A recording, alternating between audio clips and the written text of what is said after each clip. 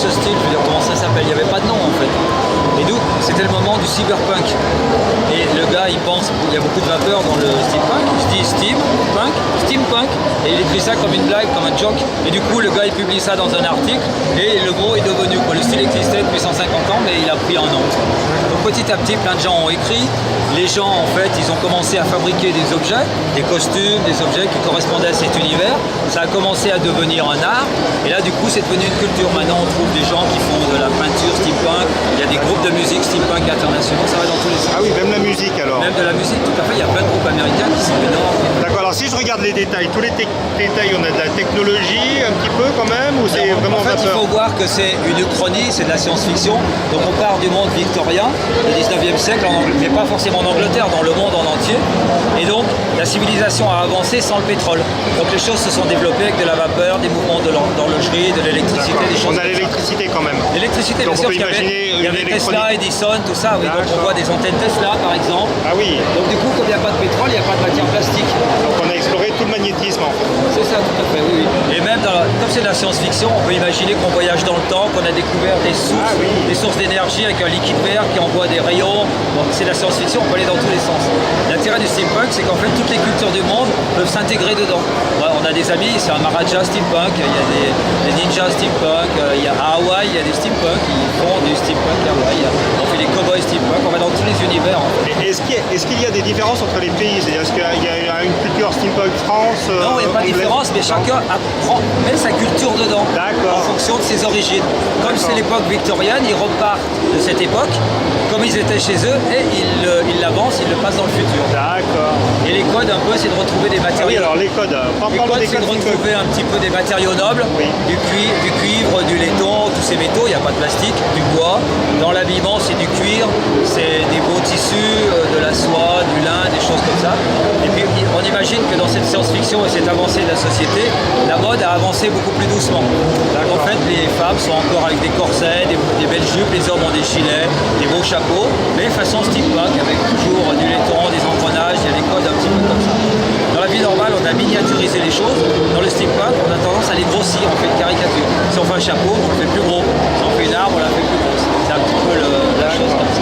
Est-ce que ça veut dire que là, je vois des tubes de cuivre, est-ce que c'est pas forcément vapeur? Il peut y avoir que de l'électricité dans un système steampunk? À la limite, oui. D'accord. Il faut imaginer que c'est toute la civilisation qui se développée. Donc il y en a qui font de la vapeur, surtout pour des grosses machines. Par exemple, si on veut faire un petit mouvement, c'est pas évident d'avoir une petite machine à vapeur, donc on utilisera plutôt des mouvements d'horlogerie. D'accord. Et pour les véhicules, l'électricité s'y prête bien en fait. À la fin du 19e, il y avait déjà des voitures électriques, il y avait même des patinettes électriques. On les redécouvre maintenant, elles ont encore. D'accord, alors, Marc, parle-moi de Darkest Steam. Qu'est-ce que c'est? En fait, c'est une association steampunk nationale dont le siège est sur Lyon. Sur Lyon, d'accord. Donc on a un gros mouvement sur Lyon, mais ce qu'on veut faire, c'est un peu fédérer. Il y a plein d'associations en France, mais il y a des gens qui sont un peu isolés, un peu dans leur coin. Donc on veut essayer de les fédérer, de les regrouper. Et puis on veut essayer de développer la culture steampunk et de faire des ateliers pour montrer aux gens qu'en fait c'est facile de faire du steam, de se costumer et tout. Donc on va faire des ateliers pour construire des armes, des bijoux, des costumes, de la couture, tout ça. Voilà. En gros, c'est ça. Et si on veut faire, alors on veut faire un objet steampunk, là c'est vous qui les construisez? Oui, tout à fait. Là je vois des pistolets. Il y a un exemple ici, par exemple, là. Voilà, donc ici on part d'un pistolet d'enfant, c'est un nerf. Et puis on a chiné, on est allé dans les vides-greniers, on a récupéré plein de pièces, des colliers, des bouts de tout ça. Et après il faut avoir l'idée de les découper et de les assembler ensemble. Alors on voit des éléments qu'on retrouve souvent, la couleur cuivre, la couleur or. Et par exemple, on part un pistolet, on trouve un taille-crayon comme ça. D'accord. Et du coup on a l'idée de le couper comme ça. D'accord. Et du coup on se dit bah tiens ça rentrerait bien là.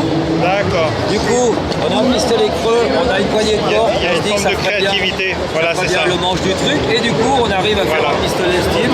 On rajoute après quelques morceaux de cuivre. Et là du coup on commence à avoir. Super. Ça ressemble à des armes. D'accord, bravo. Pardon, je t'ai lancé le temps. Faire du petit steampunk. Et on fait pareil, on peut faire pareil pour de la bijouterie, on fait de la bijouterie aussi. Alors là, on va aller voir. En fait, on peut tout faire, des objets, des horloges. En fait, il faut que les gens ils se lancent, ils fabriquent plein de choses. Voilà, Ça c'est de la récupération, c'est des bouts pris à droite à gauche, ça coûte pas très cher. La culture steampunk c'est vraiment le DIY, c'est en fait le coup même. C'est génial. Bien sûr il y a des gens qui en vendent, mais c'est quand même sympa. Ça a été chez les dimanches derniers au plus de Lyon. Ouais, c'est chouette. Dans régulateur Mais dans trifoncé. l'état. Dans l'état, oui. Ah, Et ça, en fait, c'est- ça va nous servir à construire une machine et grandeur nature avec un siège à remonter dans le temps. En fait. Donc pour les salons, ça sera bien, ça va faire 2 mètres de long avec un siège et plein de boutons, plein de trucs, ça va être cool. Quoi. Là, je suis content d'avoir trouvé cette pièce et du coup, j'ai fait des Magnifique. chapeaux avec ça. Ouais, j'adore ça, moi. C'est un peu dans l'univers, ça. Ah, ça, j'adore ça. Oui.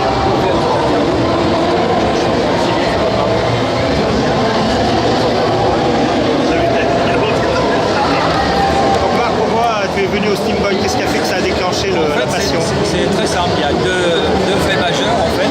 Quand j'étais à l'école primaire, en fait, une maîtresse m'a offert à l'école, à cette époque, on offrait des cadeaux aux bons élèves à la fin d'année. Elle m'a offert 20 000 lieues sous les mers de Jules Verne. Donc déjà, j'étais branché là-dessus.